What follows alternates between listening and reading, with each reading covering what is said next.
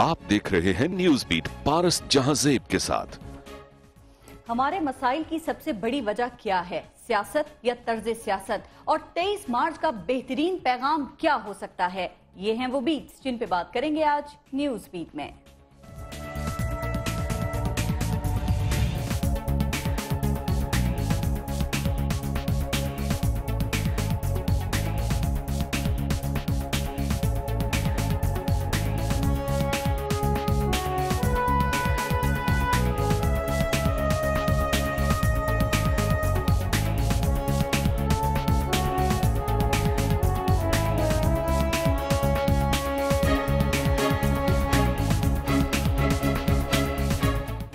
बहुत पर वक्त हूँ और बरमहल हूँ, तुम्हारे जुल्म का रद्द अमल हूँ।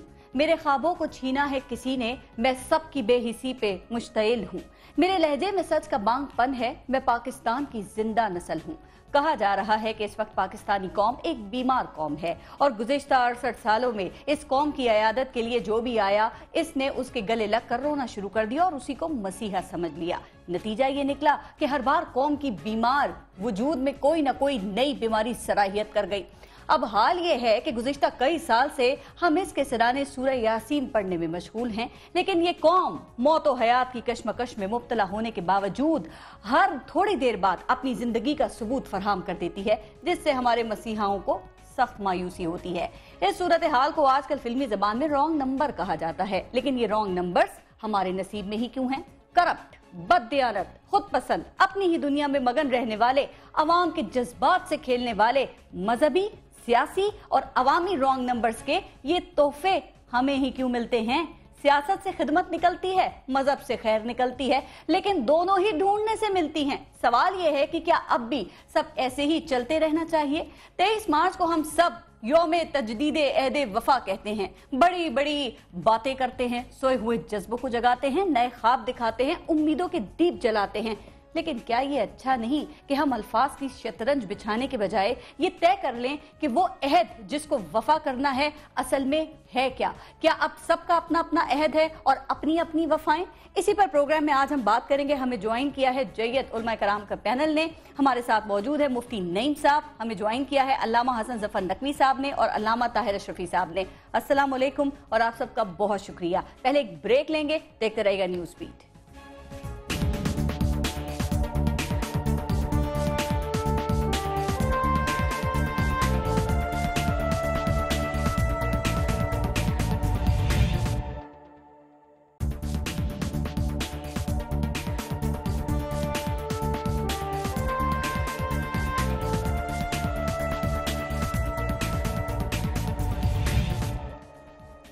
मुफ्ती नईम साहब, आपसे शुरू करते हैं।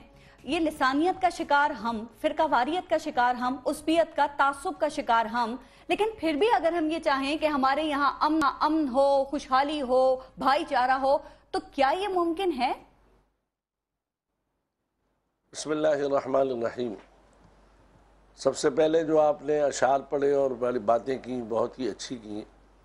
बात ये है कि 23 मार्च के मौके पर जो आपने ये प्रोग्राम रखा है, तो सबसे पहले तो मुस्लिम लीडरों ने जब तहरीक पाकिस्तान की बुनियाद रखी और क़रारदाद मक़ासिद जब तय किए 23 मार्च को, उसमें वाज़े तौर पर यह तय किया था कि दो कौमी नज़रिए हों, एक मुसलमानों के लिए, एक हिंदुओं के लिए, कि मुसलमान जब हिंदुओं के अंदर मिल जाएंगे तो मुसलमानों का मजहबी तशख़्ख़ुस इनफरादी और इज्तिमाई ज़िंदगी के अंदर ख़त्म हो जाएगा और उनके कल्चर में मिलने की वजह से बहुत सारी हमारी वो चीज़ें जो मजहबी हैं वो ख़त्म हो जाएंगी। इसलिए इस दिन ये तय किया कि यहाँ पर जो है पाकिस्तान को बनाने का मकसद सिर्फ ये रखा जाए कि एक मुस्लिम रियासत बनाई जाए जहाँ पर कुरान और सुन्नत की बालादस्ती हो और मुसलमानों का मजहबी शिआर इनफरादी और इज्तिमाई ज़िंदगी के अंदर जो है उसको जगाया जाए और पैदा किया जाए। इसी मकसद के लिए इन लीडरों ने ये 23 मार्च को मुआहदा किया और अहद किया। लेकिन उसके बाद से लेकर उन्होंने मुआहदा किया, ये अहद किया, लेकिन 68 साल के अंदर हमारे हुक्मरानों ने कभी भी ऐसा नहीं किया कि कुरान और सुन्नत को बालादस्ती में रखा हो اور آج تک ہمارے ملک کے اندر ہر اعتبار سے قرآن و سنت کو پیچھے کیا گیا، اور یہاں تک کہ ہمارے ملک کی جو زبان ہے ساری دنیا اپنی زبان میں بولتی ہے۔ ہمارے یہاں عدالتی نظام اور دوسرے نظام میں انگریزی کو رکھا گیا اور اردو۔ جی مفتی صاحب، اگر چاہے وہ لوگ جو ایوان میں بیٹھے ہوئے ہیں یا وہ لوگ جو ممبر پہ ہیں، اگر اس تمام چیزوں کے لیے وہ اپنا حق ادا نہیں کر رہے ہیں تو اس کا کفارہ یہ قوم کیوں بھر رہی ہے؟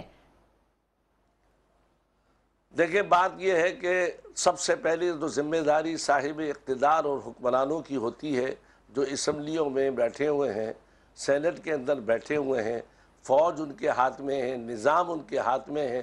جب وہی لوگ دستور پاکستان کے خلاف چلیں گے اور قرآن و سنت کو نہیں لائیں گے اور اس کو نافذ نہیں کریں گے، اسلامی نظریات ایک کونسل بنائی گئی، وہ خالص ایک سیاسی رشوت کے لیے بنائی گئی۔ ان کی جتنی سفارشات ہیں آج تک کسی سفارش پر عمل نہیں کیا قومی اسمبلی میں، نہ حکمرانوں نے۔ تو میں تو کہتا ہوں سب سے پہلا قصور جو ہے ان حکمرانوں کا ہے جنہوں نے قرآن و سنت کی بالادستی کو قبول ہی نہیں کیا۔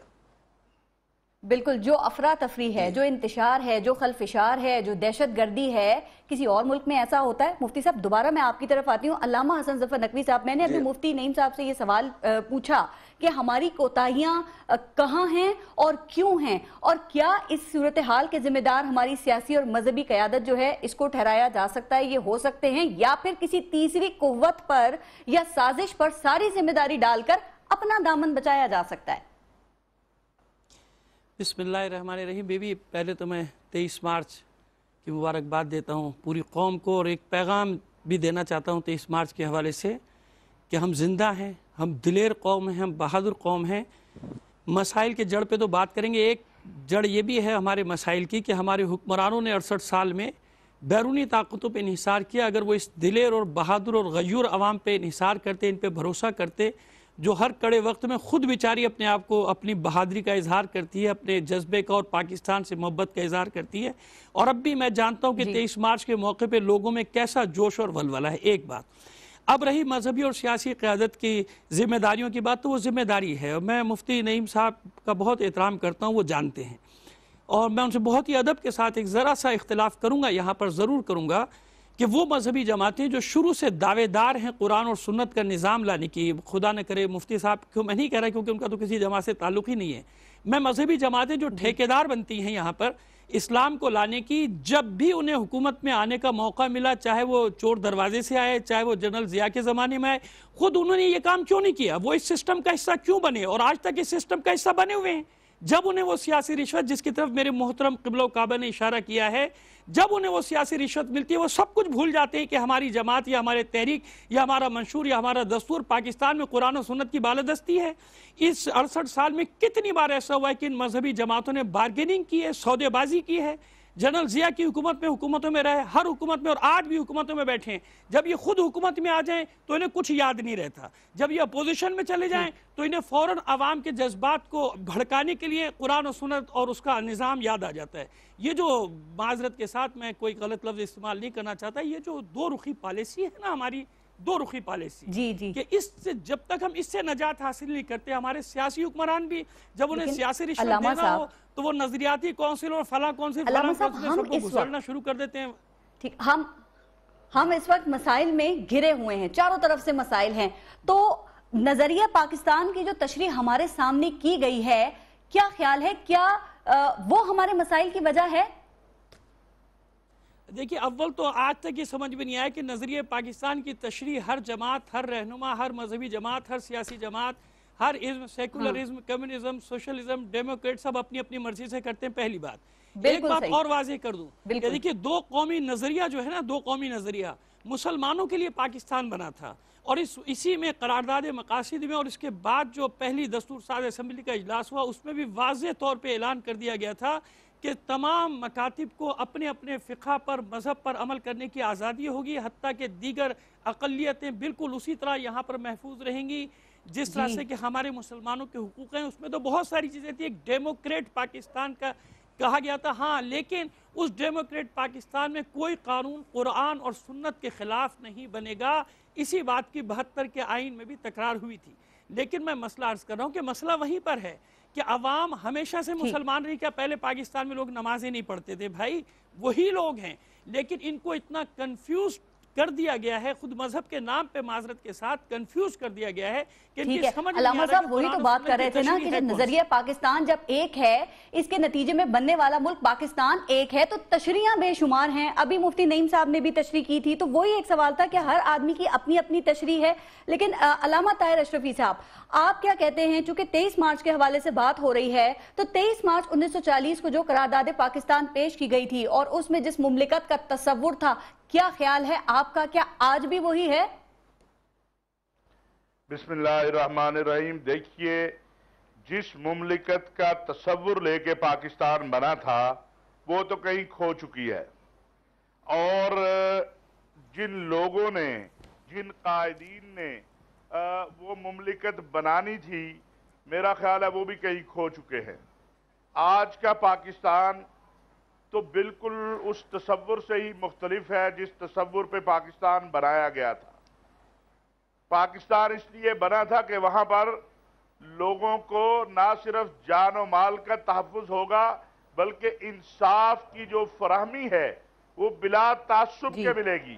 آپ زندہ بلا کسی تعصب کے رہ سکیں گے. آپ کے اوپر یہ قدغن نہیں ہوگی کہ آپ فلاں ہیں تو آپ زندہ نہیں رہ سکتے، آپ فلاں ہیں تو آپ کو اس درجے کا شہری بننا ہے، آپ فلاں ہے تو آپ کو اس درجے کا شہری بننا ہے. بدقسمتی یہ ہے کہ آج کا پاکستان جو ہے اس میں ہم سب علامہ صاحب، جب ہم یہ کہتے ہیں کہ یہ ملک مسلمانوں کے لیے بنا ہے تو پھر تعصب تو آ گیا نا.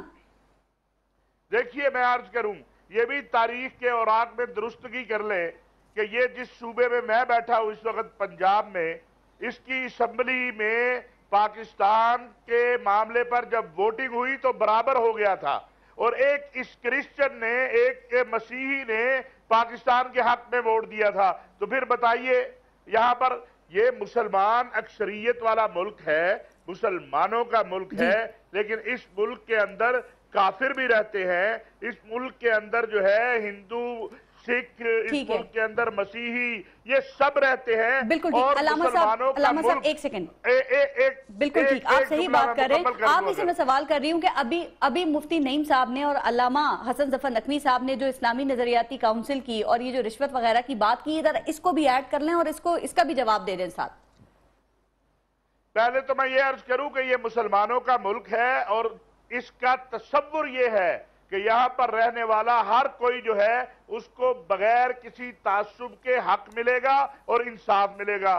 دوسری بات، اسلامی نظریاتی کونسل کی، اسلامی نظریاتی کونسل میں کسی دن آپ آ جائیں، میں آپ کو دکھا دوں کہ کتنے کمرے بھرے ہوئے ہیں ان سفارشات سے جو پارلیمنٹ کو بھیجی گئی. اور مجھے اس بات سے، حالانکہ میں ممبر ہوں اس کونسل کا اور میں آپ کے ہی پروگراموں میں کئی بار کہہ چکا ہوں کہ مجھے یہ بات کہنی پڑتی ہے کہ اسلامی نظریاتی کونسل کو ایک سیاسی ادارہ بنا دیا گیا جہاں پر آپ جو ہے لوگوں کو لگاتے اس لیے ہیں کہ وہ بول نہ سکے. جو اسلامی نظریاتی کونسل آج پشاور کے حادثے پر جو اتنا بڑا حادثہ تھا، قرارداد منظور کرنے کی بجائے اسلامی نظریاتی کونسل سیاسی ادارہ بن جائے گا تو اس طرح کی باتیں تو ہوں گی. تو یہی میں بات یہ ہے کہ اسلامی نظریاتی کونسل نے، ایک منٹ مفتی صاحب، اپنا کام کر کے دے دیا، لیکن جو ہمارے ماشاءاللہ چاہے MMA کی صورت میں آئے چاہے کسی اور صورت میں آئے، جب ان کا مقصد بھی جو ہے مفتی محمود کے بعد اور مولانا غلام غوث ہزاروی اور مولانا عبدالحق اور مولانا شاہ احمد نورانی کے بعد ہم نے نہیں دیکھا کہ جو حضرات پارلیمنٹ میں آئے، آخری بار پارلیمنٹ میں کوشش کی گئی قاضی عبداللطیف اور مولانا سمیع الحق کی طرف سے، اور قاضی حسین احمد شریعت بل جو پیش کیا، لیکن اس کے بعد تو اب کوئی پارلیمنٹ میں شریعت کا نام بھی نہیں لیتا بھائی. ٹھیک. اور MMA کی حکومت مفتی نعیم صاحب کی بات سن لیں. جی بالکل مفتی نعیم صاحب آپ اس پہ کچھ کہنا چاہ رہے ہیں؟ علامہ طاہر اشرفی صاحب نے صحیح کہا کہ اسلامی نظریاتی کونسل جو ہے اگرچہ اس کے ممبر ہیں، انہوں نے حق بات کہی کہ قبروں کے کمرے سفارشات کے بھرے ہوئے ہیں. یہ ایک سیاسی رشوت ہے اور پینشن خوروں کی ایک جماعت ہے کہ ان کو پیسے ملتے رہتے ہیں، خاموش رہتے ہیں۔ اس میں جید علماء اور صاحب رائے اور ایسے علماء آئیں جو سیاست سے بالاتر ہو کر اس کی خدمت کریں، اور اس کے بعد اسمبلی بھی ان کو منظور کرے۔ جب قرآن اور حدیث سب سے اوپر ہے تو پھر کیا وجہ ہے کہ اسمبلی جو ہے ان کی سفارشات کو جو شریعت کے مطابق ہوتی نہیں لیتی؟ اس لیے میں سمجھتا ہوں اسلامی نظریاتی کونسل کوئی فائدہ نہیں ہے اور اس کو رکھنے کا کوئی وجہ نہیں بنتی۔ مفتی صاحب دیکھیں یہ مسئلہ قرآن و سنت کا تو نہیں ہے نا، اس پہ سب متفق ہیں، لیکن جب مسئلہ اس کی تشریح کا آتا ہے نا تو اسی کے حوالے سے سب ایک دوسرے کے گلے پڑ جاتے ہیں، وہیں سے مسائل شروع ہو جاتے ہیں۔ بات یہ کہ اسلامی نظریاتی کونسل میں تو تمام طبقے کے لوگ ہیں، اس میں دیوبندی بھی ہیں، بریلوی بھی ہیں، شیعہ حضرات بھی ہیں، اور یہ سفارشات جب مرتب کرتے ہیں تمام مسالک کے لوگوں کی تشریح کے بعد وہ قومی اسمبلی میں پیش کی جاتی ہے۔ لیکن ہمارے اسمبلی کے ممبران وہ چاہتے ہی نہیں کہ وہ، ان کا تو یہ حال ہے کہ ان کو سورہ اخلاص پڑھنا نہیں آتی، اور تو وہ بیچارے کیا اسلامی نظام کو جانیں گے، اسلامی سفارشات کو کریں گے۔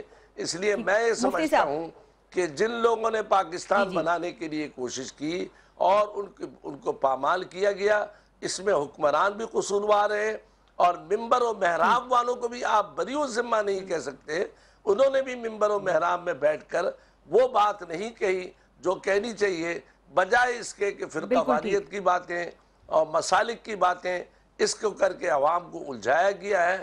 لہٰذا حکمران زیادہ قصوروار ہیں، اس کے بعد ممبر و محراب والے بھی ہیں کہ انہوں نے وہ بات کرنی چاہیے تھی جو بالکل صحیح۔ جی اسی پر ذرا علامہ حسن ظفر نقوی صاحب آپ کچھ کہنا چاہ رہے تھے؟ جی میں اضافہ کرنا چاہ رہا تھا مفتی صاحب کی بات کو آگے بڑھاتے ہوئے کہ دیکھیں جب ہم یہ بات کرتے ہیں اور آپ یہ بات کرتے ہیں کہ قرآن و سنت کی سب اپنی اپنی تشریح کرتے ہیں، ایسا نہیں ہے۔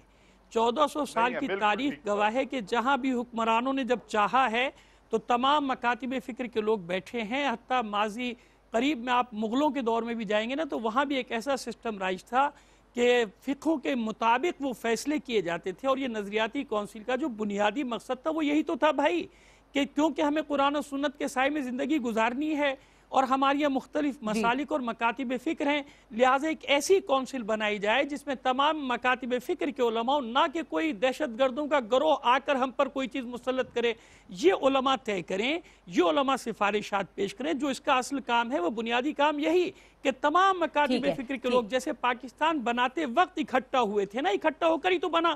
دیکھیں قائد اعظم اور علامہ اقبال رحمت اللہ علیہ وہاں ان پر کسی نے کبھی انگلی کیوں نہیں اٹھائی؟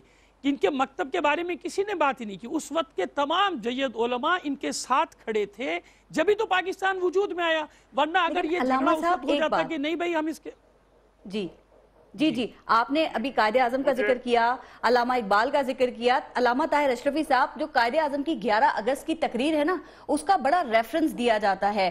اب قائد اعظم کیسا نظام چاہتے تھے اس پر تو بڑی بحث ہوتی ہے، لیکن اس تقریر میں جو 3 اہم پوائنٹس تھے جن کا بھی تھوڑی بہت دیر پہلے بھی ذکر ہوا کہ لا اینڈ آرڈر کا قیام، پھر رشوت اور کرپشن کا خاتمہ، اور تمام شہریوں کے مساوی حقوق چاہے وہ کوئی بھی ہوں، تو اس پر بات کیوں نہیں کی جاتی؟ اس کو امپلیمنٹ کیوں نہیں کیا جاتا؟ ان چیزوں پر بحث کیوں نہیں ہوتی ہے؟ یہ ایسے ہی ہے، پہلے تو میں عرض کر دوں کہ علماء کی طرف سے مسئلہ نہیں ہے۔ علماء نے متفقہ طور پر سفارشات حکمرانوں کو ہمیشہ دی ہیں، پارلیمنٹ کو بھیجی ہے۔ ابھی ریسنٹ ملی یکجہتی کونسل جو تھی، تمام مسالک کے اکابر علماء نے متفقہ طور پر بہت ساری چیزیں دی۔ بدقسمتی یہ ہے کہ محراب و ممبر جو ہے جس کی مفتی صاحب نے بات کی، وہاں سے عوام الناس کو یہ پیغام جانا کہ ایک محراب و ممبر کا وارث جو ہے وہ بھی آپ کے مسائل جانتا ہے، وہ بھی عصر حاضر کے معاملات کو جانتا ہے، اور وہ آپ کی بات کر سکتا ہے جب وہ پارلیمنٹ میں پہنچے گا۔ یہ ہم نہیں بتا سکے، اور جو لوگ آئے ہمیں کے پی کے میں موقع دیا لوگوں نے، افغانستان میں امریکی حملے کے بعد लोगों ने हमें मौका दिया उलमा को, ठीक है। लेकिन मैं ये कहूंगा कि बदकिस्मती से वहां पर जो है कोई तब्दीली नहीं आई, जिसकी वजह से बाद में मुस्तरद कर दिया गया। जो आपने कायदे आज़म की बात की, ये ऐसे ही है जैसे नहीं, तब्दीली तो आई है अल्लामा साहब, तब्दीली तो आई है। जो आप आजकल मुल्क के हालात देख रहे हैं, और अगर उलमा का इसमें इतना हाथ नहीं है, मसाइल उलमा की जानिब से नहीं है और सियासतदानों की जानिब से, तो लेकर आए ना उसको आप लोग अवाम के सामने। फिर यही मैं अर्ज करता हूँ ना, ये नहीं मैं कह रहा कि उलमा बरीउज़ ज़ुम्मा है, लेकिन मैं ये अर्ज कर रहा हूँ कि अगर वाकई ही संजीदगी कहीं पर हो तो जरूरत ही नहीं, इतना कुछ करके दिया है इस्लामी नजरियाती कौंसिल ने। अगर कोई पार्लियामेंट चाहे इस मुल्क में कुरान और सुन्नत की बालादस्ती को, तो कोई मुश्किल काम नहीं है। हमारे आइन में तो लिखा हुआ है कि इस मुल्क के अंदर कुरान और सुन्नत के खिलाफ कोई कानून नहीं बन सकता, लेकिन उसके बाद आगे जो कानून साजी है उस पर तो कोई पेशरफ्त नहीं हो रही है। और ये जो आपने बात कही, ये ऐसे ही है जैसे आप इस मुल्क के अंदर कहीं भी चले जाएं, आपको सड़कों पे नजर आएगा इस्लामिक शहद, इस्लामिक बिरयानी, फलाना फलाना, ऐसे ही कायदे आज़म की तस्वीर आपको हर दफ्तर में नजर आएगी। लेकिन उसी तस्वीर के नीचे आपको रिश्वत लेता हुआ आदमी भी नजर आएगा, कानून से खेलता हुआ भी नजर आएगा। इसलिए कि जैसे मैंने शुरू में अर्ज किया, अल्लामा ताहिर अशरफी साहब, पता है मसला क्या है? मैं अल्लामा हसन ज़फ़र नकवी साहब आपसे भी ब्रेक के बाद इस पे कमेंट चाहूंगी कि देखें, अब इस पे बड़ी बहस होती है कि कायदे आज़म सेकुलर मुल्क चाहते थे या इस्लामी मुल्क चाहते थे, लेकिन वो इस मुल्क में क्या चाहते थे ये हमें किसने बताना है? ये कौन बताएगा? और हमें इस वक्त हमारे जो मसाइल है उनके हल की जरूरत है, और ये हल है किसके पास, कहां से मिल सकता है? ब्रेक के बाद जरा इस पे बात कर लेते हैं। ब्रेक, देखते रहेगा न्यूज़ बीट।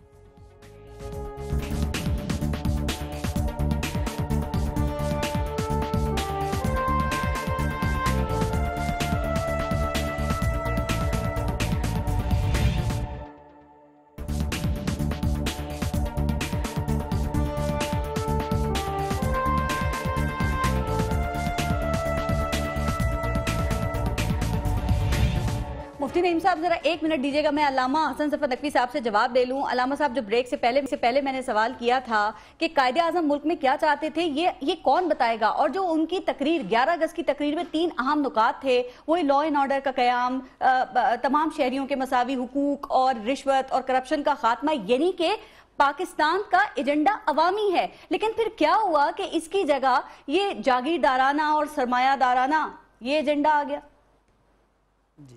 देखिए बीबी, बात यह है कि कायदे आज़म मोहम्मद अली जिन्ना रहमतुल्लाह अलैह की जो तहरीक है वो ज़ाहिर है कि बरसों पर मुहित है। मुश्किल हमारी ये होती है कि ज़ाहिर है कि उन्होंने मुख्तलिफ तकारीर, सैकड़ों उनकी तकारीर और खुतबात हैं जो उन्होंने मुख्तलिफ मौक़ों पर मुख्तलिफ जगहों पर दिए हैं। कहीं वो किसी और कम्युनिटी से बात कर रहे हैं, कहीं वो वकीलों से बात कर रहे हैं, कहीं वो फ़ौजियों से बात कर रहे हैं, कहीं वो अवामुन्नास में ख़िताब कर रहे हैं। हमारी मुश्किल ये होती है कि हम सब कुछ छांटते हैं और जहाँ से हमें अपने मतलब की कोई एक बात ही निकलती है वो निकाल के ला के हाईलाइट करते हो, कहते हैं कि देखिए कायदे आज़म ये चाहते थे। मैं खुलासा करना चाहता हूँ कायदे आज़म क्या चाहते थे। कायदे आज़म ये चाहते थे कि बर्र सगीर के मुसलमान एक आज़ाद कौम की हैसियत से, एक अजीम कौम की हैसियत से, जो जदीद दौर के तकाज़ों से हम आहंग हो, जो अपने मज़हब में न जबर करे, न किसी पर जबर होने दे, न अपने पर जबर होने दे, हिंदुओं के तसल्लुस से आज़ाद हो जाएं, इनको तरक्की करने की आज़ादी हो, इनको पढ़ाई के बराबर मौके हो, इनको नौकरी के मौके हो जो वहाँ नहीं थे मुश्तरका हिंदुस्तान में। अपने अपने मसलक पर सब चलें, कोई किसी के मसलक को ना छेड़े। हाँ, एक बुनियादी बात ज़रूर थी कि क्योंकि मुसलमानों के लिए मुल्क बनाया जा रहा है, लिहाजा यहाँ कोई कानून इस्लाम के ख़िलाफ़ ना बनाया जाए। ये खुलासा है कायदे आज़म की पूरी ज़िंदगी और पूरी तहरीक का।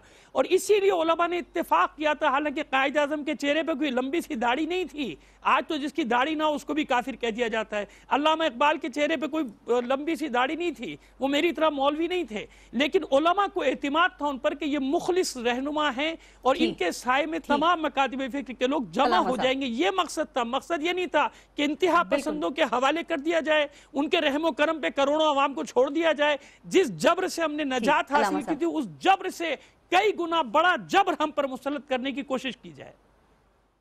ठीक, मुफ्ती नईम साहब, आप इस पे कुछ कहना चाहें जरूर कहिएगा, लेकिन सवाल ये है कि आप जानते हैं मसाइल बेशुमार है, हमें इसका हल चाहिए। मैं सवाल भी साथ कर लूं। कायदे आज़म रहमतुल्लाह अलैह ने यकीनन वो बानी थे पाकिस्तान के, लेकिन ये कि पाकिस्तान सिर्फ उन्होंने ही नहीं बनाया, اس میں کروڑوں مسلمانوں کی قربانیوں کا دخل ہے، جنہوں نے لاکھوں انسانوں نے جانیں ضائع کی. ان جانیں ضائع کرنے والوں نے جو مقاصد تھے کہ پاکستان کا مطلب کیا، لا الہ الا اللہ، اس نعرے کے تحت لوگ جمع ہوئے اور یہی بنیادی مقصد تھا. اور جب اس نعرے کے نیچے آئیں گے تو عدل و انصاف بھی ملے گا اور کرپشن بھی ختم ہوگی اور تمام تقاضے پورے ہوں گے. لیکن جب ہم نے اس کلمے کو ہی چھوڑ دیا اور ہم دوسری چیزوں میں لگ گئے، اور یہاں تک کہ ہماری اسمبلیوں کے ممبروں کا یہ حال ہے کہ ان کو نازلہ قرآن پڑھنا نہیں آتا، ان کو دین کے مسائل کی معلومات نہیں ہے، تو وہ کیا کریں گے؟ عدل و انصاف تو اسلام سکھاتا ہے، مذہب سکھاتا ہے. سر جو کنفیوژن ہے مفتی صاحب ذرا وہ بھی دور کر دیں.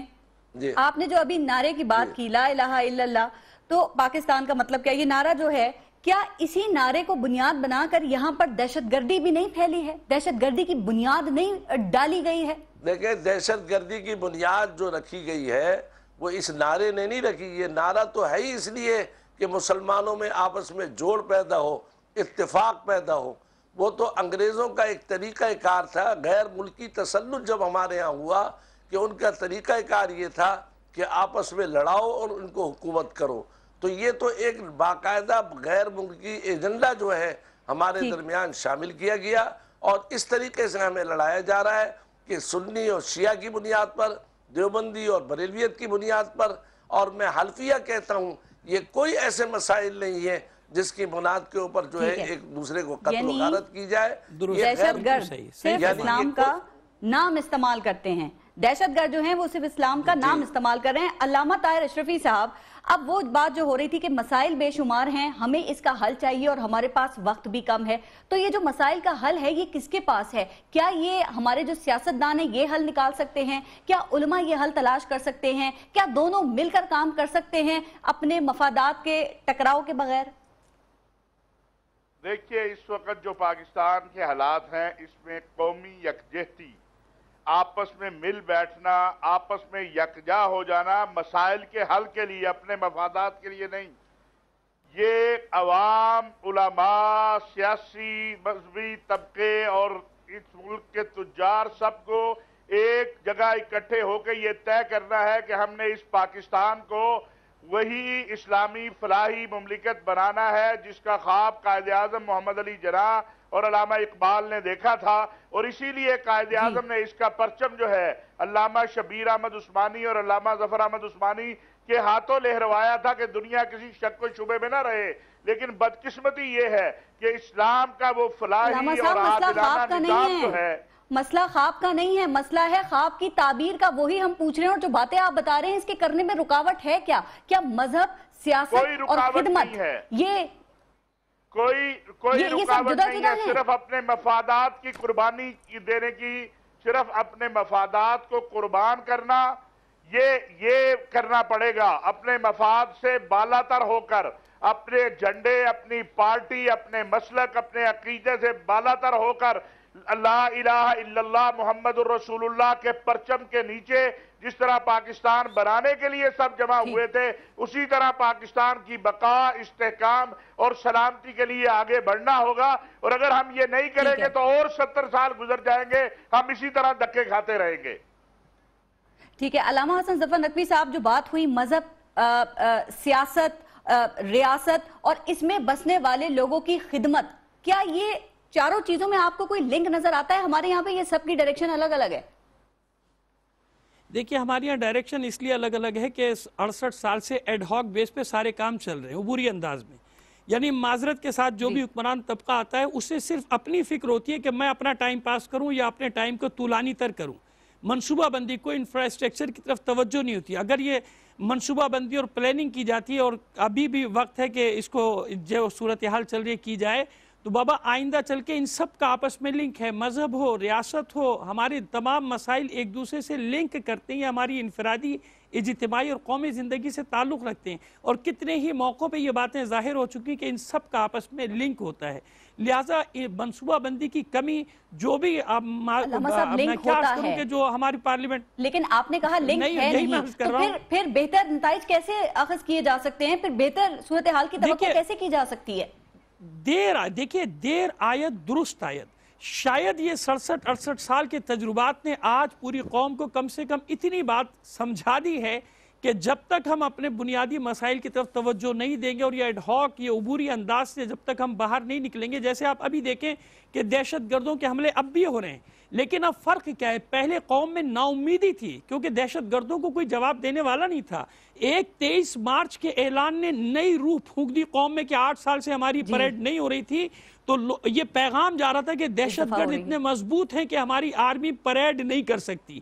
کل کے اعلان کی وجہ سے جو ایک نئی روح پھونکی گئی ہے، دیکھیں یہی وہ ایونٹس ہوتے ہیں۔ اب 23 مارچ آ رہا ہے تو اس کو یہی تو ایونٹ ہے جس کو استعمال کرنا ہے کہ قوم کو یکجا کیا جائے، قوم کو مورل دیا جائے، صوبائیت سے لسانیت سے تفرقے بازی سے باہر نکلا جائے۔ بھائی یہی تو پیغام ایک عالم یہاں بیٹھ کے کیا کر سکتا ہے؟ یہی پیغام دے سکتا ہے نا مفتی نعیم صاحب یا طاہر اشرفی صاحب۔ اب یہ حکمرانوں کا کام ہے کہ وہ اس کو استعمال کریں اور اس سے فائدہ اٹھائیں۔ ٹھیک ہے مفتی نعیم صاحب، اقبال نے کہا کہ جدا ہو دین سیاست سے تو رہ جاتی ہے چنگیزی۔ اب کیا خیال ہے کہ معاشرے میں یہ جو مذہب اور سیاست کے درمیان تعلق ہے یہ کتنا ضروری ہے، اور کیا آپ کو یہ تعلق نظر آ رہا ہے یا صرف چنگیزیت ہی نظر آتی ہے؟ دیکھیں علامہ طاہر اشرفی صاحب نے بڑی اچھی بات کہی کہ جب تک مفادات رہیں گے، ایک سینٹ کا ممبر 20 کروڑ روپے دے کر اور 10 کروڑ روپے دے کر وہ منتخب ہوگا، تو آپ یہ بتلائیں کہ وہ ملک اور قوم کے لیے کام کرے گا یا اپنی ذات کے جو پیسے ہیں اس کو پہلے اکٹھا کرے گا؟ اپنی ذات کے لیے کرے گا لگتا ہے۔ تو ہمارے یہاں اور وہی کرتے آ رہے ہیں۔ ہاں تو ظاہر ہے تو وہی کر رہے ہیں۔ تو جب تک مفادات کو ختم نہیں کیے جائیں گے، یہاں علماء کو آپ کہہ رہی ہیں کہ علماء بات کریں، میں یہاں پر پنجاب کے ایک معمولی وزیر سے کسی مسئلے میں بات کرنا جا رہا تھا اور میں نے اس کو تقریباً 200 فون کیے ہوں گے، ان وزیر صاحب نے مجھے جواب نہیں دیا اور نہ ہی فون سنا۔ سب بات کی جاتی ہے تو صاحب مشورے میں آپ کہتے ہیں کہ علماء کی بات پہنچائی جائے۔ علماء کا ٹیلی فون سننا بھی یہ لوگ عیب سمجھتے ہیں، یہ لوگ علماء کو اپنے قریب رکھنا نہیں چاہتے، تو اس طرح کیسے مسئلہ حل ہوگا؟ یہ جید علماء کو بلائیں اور بلا کر مفادات سے بالا تر ہو کر یہ ملک کے اندر لسانیت، قومیت، علاقائیت جو بڑھتی جا رہی ہے اس کو جب تک ختم نہیں کیا جائے گا اس وقت تک یہ مسائل حل نہیں ہوں گے۔ ٹھیک، ٹائم کم رہ گیا ہے، آپ تینوں جید علماء ہیں، میں چاہوں گی کہ آپ سمجھتے ہیں کہ اس 23 مارچ پہ ہمیں جس پیغام کی اشد ضرورت ہے وہ دے دیں۔ سب سے پہلے علامہ حسن ظفر نقوی صاحب آپ۔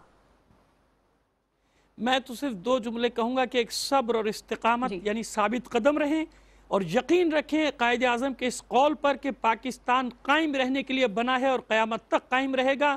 بہادری کا درس دینا چاہتا ہوں، میں چاہتا ہوں کہ لوگ استقامت سے بہادری کے ساتھ دلیری کے ساتھ کھڑے رہیں۔ یہ وقت گزر جائے گا، ہماری قوم سرخرو رہے گی، ہم سر بلند رہیں گے انشاءاللہ۔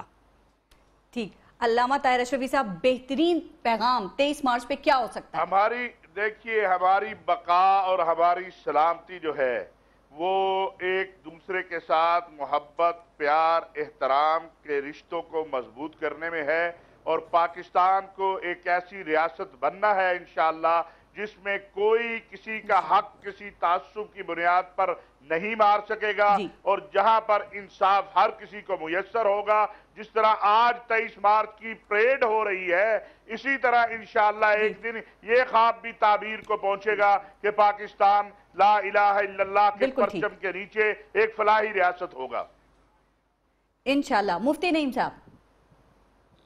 جی، سب بنیادی بات یہ ہے کہ بڑی خوشی کی بات ہے کہ پیغام یہ ہے کہ بڑی خوشی کی بات ہے کہ جو یہ پریڈ ہو رہی ہے آج اس نے ہمارے ملک کو کافی حد تک ایک جگہ اجتماعیت پر لے آئے ہیں۔ اب اگر ہم پاکستانی مل کر قومیت، عصبیت ان نعروں کو چھوڑ دیں اور چھوڑنے کے بعد صرف ملک کی ترقی کے لیے اور ملک کو آگے لانے کے لیے کام کریں تمام مل کر، جس میں سیاستدان بھی، علماء بھی اور ہر آدمی کرے، تو انشاءاللہ العزیز اس کے نتائج زیادہ اچھے برآمد ہوں گے۔ ٹھیک، مفتی نعیم صاحب، علامہ حسن ظفر نقوی صاحب اور علامہ طاہر اشرفی صاحب، آپ سب کا بہت شکریہ۔ 23 پاکستان سے تجدید عہد وفا کا دن ہے، تو کیوں نہ عہد وفا کی ابتدا آج اپنی ذات سے ہی کی جائے۔ سوچئے گا، اپنا اور اپنے ملک کا خیال رکھیے۔ پارس جہاں زیب کو اجازت دیجیے، اللہ نگہبان۔